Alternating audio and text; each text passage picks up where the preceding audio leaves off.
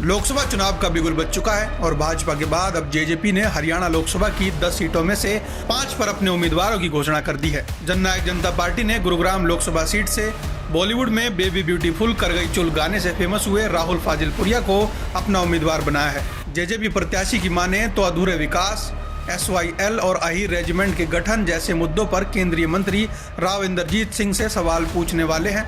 राहुल की माने तो वे समाज सेवा के लिए राजनीति में कदम रख रहे हैं। अगर नेता समाज की परेशानियों को समझ जाते और उनका समय पर हल निकाल देते तो उन्हें राजनीति में आने की जरूरत नहीं पड़ती। उनका स्थान तो पर्दे पर है। देखो जी, ये प्रोग्राम जननायक जनता पार्टी का था। जननायक जनता पार्टी के शीर्ष नेतृत्व ने राहुल भाई पर अपना भरोसा जताया। हम मानते हैं कि इससे पहले गुड़गांव विधानसभा के लोकसभा के अंदर ऐसा कोई प्रत्याशी नहीं था, तो लोग बाग मजबूर होकर इंद्रजीत को वोट देते थे, क्योंकि कोई विकल्प था ही नहीं। तो मजबूरी थी लोगों की इंद्रजीत को वोट देना। अब ये हम धन्यवाद करना चाहते हैं अपने शीर्ष नेतृत्व का, जिन्होंने राहुल यादव फाजिलपुरिया को ढूंढ के निकाला। हीरा है ये हीरा। अब मैं विश्वास दिलाता हूँ राहुल फाजिलपुरिया इतनी बढ़िया टक्कर देगा, आने वाले समय में लोगों की लोकप्रियता होगी और इसको सर माथे पर इसको बैठा कर रखेंगे और पूर्ण बहुमत से जिताकर लोकसभा में भेजेंगे, ताकि अपनी आवाज़ उठवा सकें, क्योंकि गुड़गांव में आज तक कोई काम नहीं हुआ। राहुल जी, किन मुद्दों को लेकर के चुनाव मैदान में जाएंगे आप? पहले तो मैं आपकी ऑडियंस को हाथ जोड़ के नमस्कार करता हूँ। सर, मुद्दे बहुत हैं, गिनवाने लगूंगा तो 1 घंटे का इंटरव्यू हो जाएगा। फिर भी मोटा मोटी मैं गिनवाता हूँ। मैं भी ओल्ड गुड़गांव में, यहाँ के हालात ऐसे हैं, ना कोई अंडरपास है, ना कोई फ्लाईओवर की योजना सोची गई। मेट्रो का एक बार हमने सुना था कि मेट्रो आएगी, लेकिन उसका आज तक पत्थर तक भी नहीं लगाया गया। बात करें बारिश के अंदर, या गोडे गोडे तक पानी भरता है, लोग हाउस अरेस्ट हो जाते हैं। मुद्दे अनेक हैं, काम करने वाले एक भी व्यक्ति मेरे को आज तक दिखा नहीं। ये मेरी समस्या है, ये जनता की समस्या नहीं है। मैं अपनी समस्या समझ के इस पर मैं काम करना चाहता हूँ। मैं लोगों के बीच में इसलिए आया हूँ कि हमारे कुछ पुराने आदरणीय जो रहे हैं सांसद साहब, मेरे को लगता है उनकी उम्र होगी, उन्हें रिटायरमेंट ले लेनी चाहिए। कहते तो है कि मेडिकल नॉर्म्स में भी 50 साल की होती है, उन्होंने फिर भी 15 साल एक्स्ट्रा दे दिए। तो मैं उनसे कहूँगा कि हाथ जोड़ के विनती है, बहुत मेहनत कर ली है, अब जनता का विश्वास ना तोड़े, थोड़ा रेस्ट लें।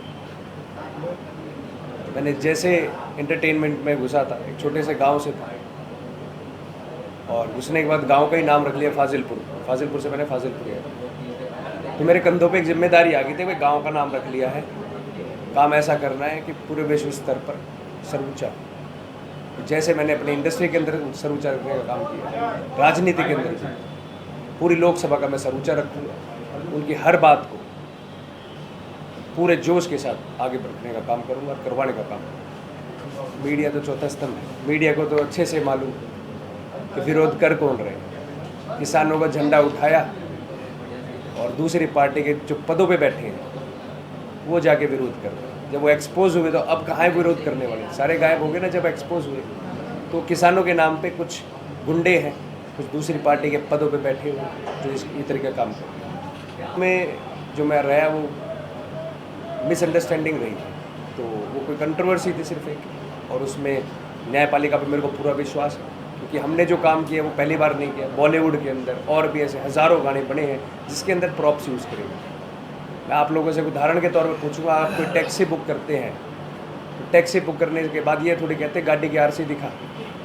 तो हमने भी एक प्रोडक्शन कंपनी से चीज़ें मंगाई थी और जेन्युइन थी, तो हमने उनसे जो कागज़ मांगे उन्हें दिखाया, हमने विश्वास करके काम किया। बाकी न्यायपालिका में मेरे को उन पर पूरा विश्वास है। मैंने बॉलीवुड में रह के भी अपने क्षमता से ज़्यादा काम करने का काम किया। जब भी मेरे समाज को मेरी ज़रूरत हुई, जब मेरे को लगा कि मेरे को इस मुद्दे पे बात करनी चाहिए, तो मैं हमेशा खड़ा रहा। चाहे वो किसान आंदोलन हो, हमने गाने बढ़ाए, हमारे पर मुकदमे उस पर भी लगे, हमारे अहीर समाज के वीरों के सम्मान की बात की। जब भी मैं आगे से आगे बढ़ के, एक दिन अरेस्ट भी रहा, मैंने उसमें हिस्सा लिया। अगर मैं बात करूँ हमारे बहनों की, यूपी के अंदर कुछ बच्चियों के साथ बलात्कार हुआ था आज से 7 साल पहले, उसके अंदर भी हमने सबसे पहले आवाज़ उठाई थी। गुड़गांव में 1000 चिट्ठियाँ लिखी थी डाकखाने में, वीडियो आपको मिल जाएंगे यूट्यूब। तो हर मुद्दे के ऊपर मैंने काम किया है। ये तो मेरा उस समय बता रहा हूँ जब मैं बॉलीवुड में बिजी रहता हूँ। और जब मैं राजनीति में आऊँ तो मैं ये विश्वास दिलाता हूँ कि अपनी ज़िंदगी का सारा समय मैं राजनीति में दे के लोगों की समस्याओं के लिए उनको पूरा करने का काम करूँ। देखो, राजनीति का ठप्पा है, नहीं तो मेरी इच्छा तो समाज सेवा करने की है। जब आपके हाथ पैर काम नहीं करते तो आपको सहारा लेना पड़ता है। तो मैंने समाज सेवा करने की पूरी कोशिश की। जब मेरे को ज़रूरत लगी कि अब राजनीति का सहारा लेना पड़ेगा कुछ काम करने के लिए, तो इसलिए मैं राजनीति में